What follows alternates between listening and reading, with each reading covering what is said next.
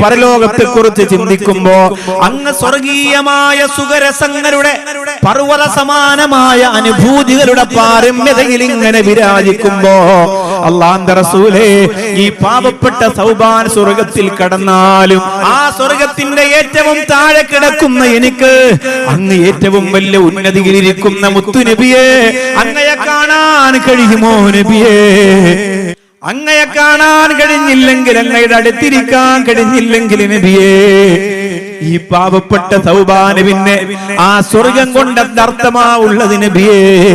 നമ്മൾ എവിടെയാ നിൽക്കുന്നത്? സൗബാൻ റളിയല്ലാഹു അൻഹുവിന്റെ ആളിക്കത്തുന്ന പ്രവാചക പ്രേമത്തിന്റെ മുന്നില് നമ്മൾ എവിടെയാ പെങ്ങളെ? ആഹുവേ, അവരുടെ മുമ്പിലാണ് 100 സ്വലാത്തും ചൊല്ലിയിട്ട് പൊട്ടച്ചിറയിലെ പെങ്ങള് മുത്തുനബിയെ കാണാൻ കാത്തിരിക്കുന്നത്.